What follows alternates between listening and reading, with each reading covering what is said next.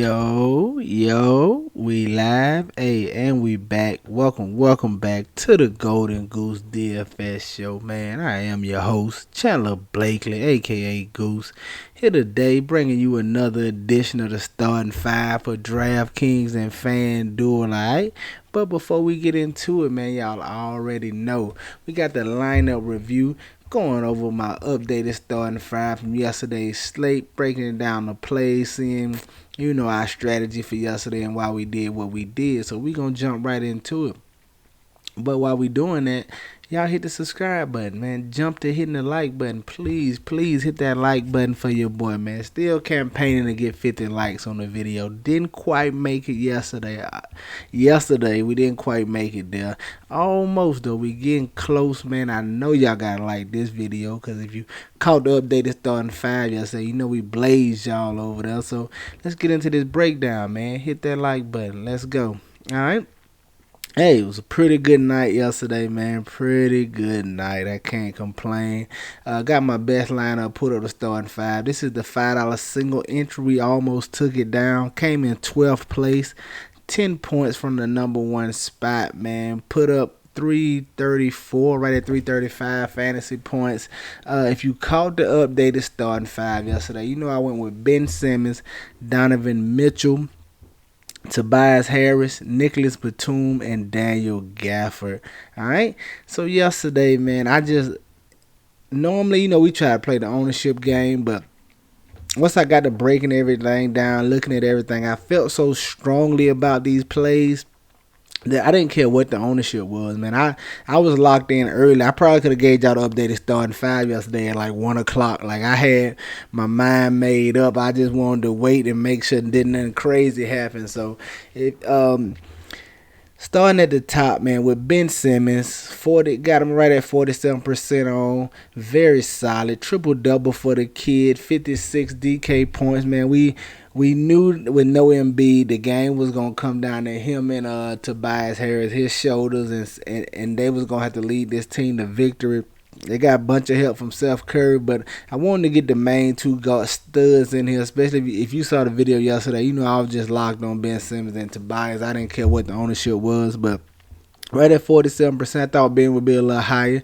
I guess people was a little cautious on him, so we'll take that, though, right at 57 DK points. Coming at the shooting guard, we went Donovan Mitchell. Thought he was going overlooked a little bit yesterday.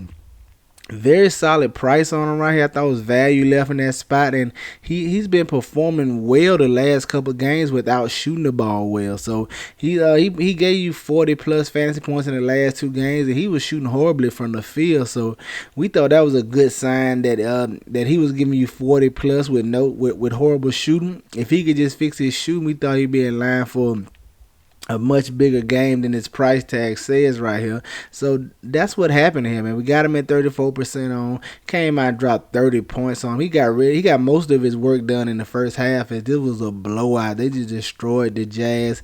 Was up big all game, man. If this game was closer, he definitely probably could have pushed us to that number one spot, but got 57 DK points out of him. Can't be mad at that. Very solid from Donovan Mitchell. At the small forward, we went Tobias Harris. Super chalk, 77% on over here, but he gave you 57 DK points. We knew he was going to be the number one scoring option with Embiid, and we just wanted to go to him no matter what. I didn't care what his ownership was.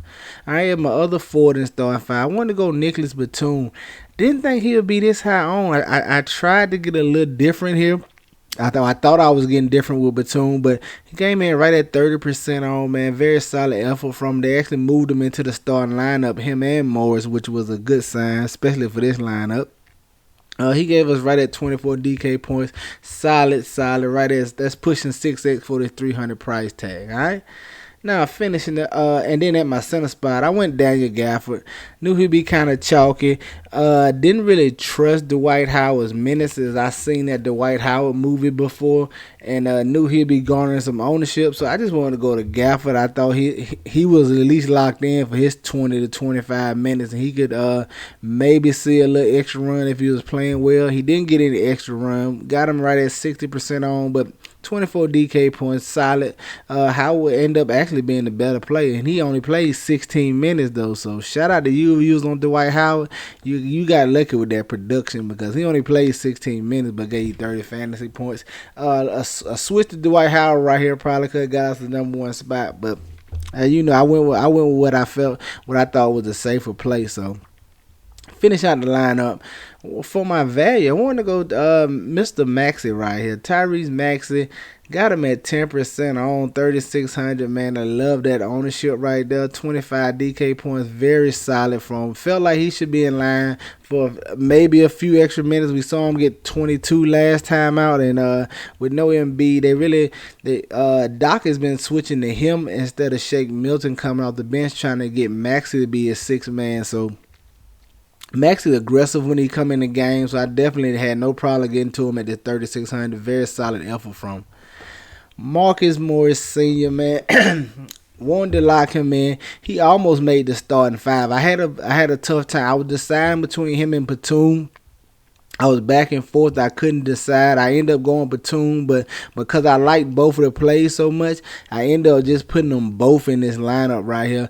And didn't know they were starting at the time when I did it, but once we saw right before the game that they were starting, I thought that improved his chances at a better game, and we was right here. Got him at 8% on. Beautiful ownership, and he gave us 37 DK points. Solid effort from Mr. Morris Sr. Round out the lineup at the bottom. Oh, I'm sorry. Finishing up at the bottom. I was about to say Donovan Mitchell again. Finishing up at the bottom, John Morant, 8,600. Just wanted a run back piece from that Grizzlies Utah game. Y'all know I've been on that game all series in this first round, man. I've been liking the overs in that matchup and everything. So I actually bet the over here yesterday. That came through for me. But Ja Morant, 8,600. Got him right at 20%. Very solid performance. Right at 54 DK points. Definitely take that. That gives us our total, man, right at 335. Like I said, very solid day yesterday. Now let's go on to tomorrow and see if we can't recreate some of this magic, all right? Coming in tomorrow on DraftKings, tight two gamer. It's gonna be you're gonna have to take some real chances to try to get different, man. You're gonna have to roll the dice, unless you want to tie with about 50, 60 people, but you have to roll the dice. I got a spot I think I want to look. So at the top, I'm going with the point guard Dame Lillard.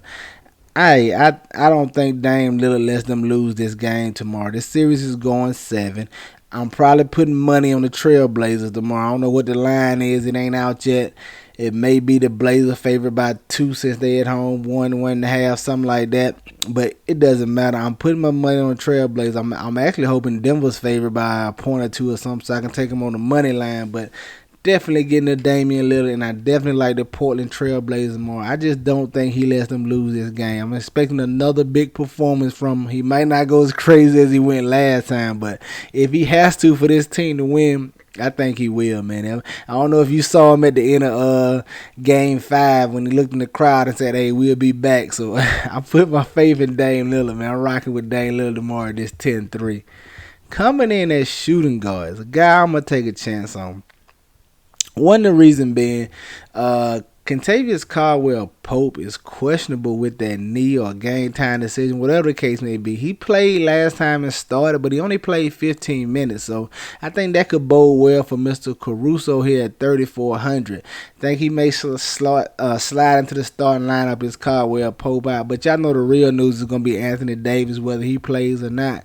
But either way, I think Alex Caruso could be in line for a few more minutes, especially with KCP being questionable. Get you some Alex Caruso, one of my value plays I'm taking a chance on right now for tomorrow. Just got to see how the news breaks. Coming in at small forward, going back to Michael Porter Jr. His price fell down $100 from last time out. He's at $6,900. He finally put it together and have a good scoring game.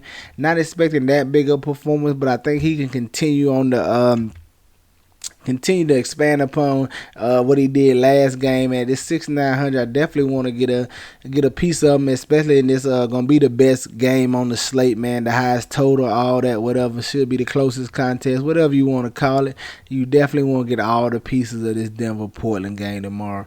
All right, and I'm going Michael Porter Jr. to small forward. Coming in at power forward, Mr. Mr. Dunk at the rim himself, man. Robert Covington, he cost me money. Like I bet on Portland last game. He cost me money, man, missing putback dunks. But I want to go back to him. 5,100. The minutes are just solidified. Should see 35 plus, man. He could possibly see 40 in this game facing elimination. They're going to have him out there for as long as they need him. And it's just a minutes play. He's not like the greatest fantasy producer. You hoping he can hit a couple threes, maybe add some peripherals in there with a steal or maybe a block or something. But just a minutes play right here. This 5,100 get you some Robert Covington. And coming in at my son, I want to look at DeAndre Ayton, 7,700. The kid has just been very, very solid, man. I'm hoping the ownership is as down as it can be on the 2-gamer, as people may elect to try to pay up the Nurkic or save a little money and pay up the Joker and then save a little money and go down to Nurkic. But I want to look at Aiden at this 7,700. Just been very solid at this whole series. If you take out the last game, which was a blowout and he played limited run, he's pretty much averaging 40 fantasy points this series, and I think that's very solid, this 7,700 price tag. So I want to get to some DeAndre Ayton right here, alright? There you have it, man. My starting 5 on DraftKings: Damian Lillard, Alex Caruso, Michael Porter Jr., Robert Covington, and DeAndre Ayton. Let's go take a look at FanDuel to see what I'm liking over there, alright? At the top, staying with my boy Dame Dollar himself. Y'all know what time it is, man. I'm putting all my faith in the kid. I told you I don't think he lets him lose tomorrow. I don't know how big of a game he's going to have or how big of a game he's going to need to have, as the whole team undoubtedly is going to be playing inspired, facing elimination. But I definitely want to take Dame Lillard right here. This 11K. Now coming in as shooting guard, I want to look at Austin Rivers on the Denver side of this matchup. 5K right here.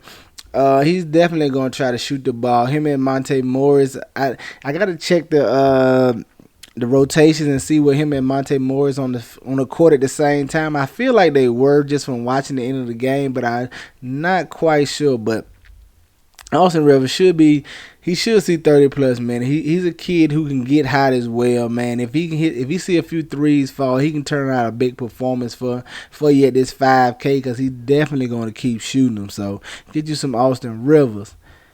Coming in at small forward, I want to stay with Michael Porter Jr., 7,600, man. It's tough, especially at the forward spots on FanDuel tomorrow, especially if Anthony Davis sits out. You're going to be uncomfortable with all your forward plays tomorrow. I'm going to let you know right now.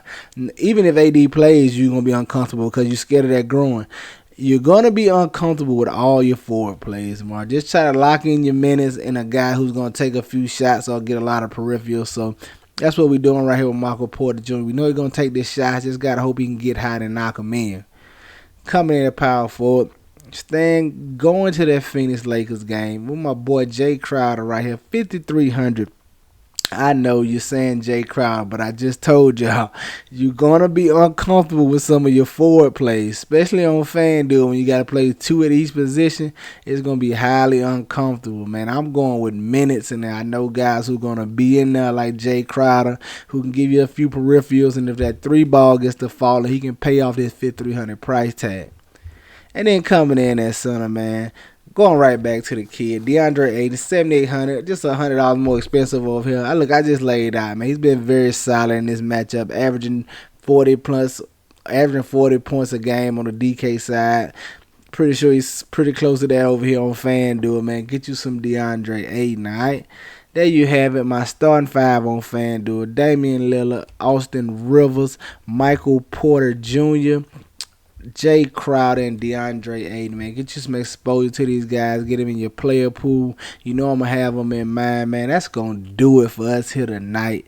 Y'all know the motto. Chances make champions. Y'all green up, man. I see y'all tomorrow, all right? Let's go.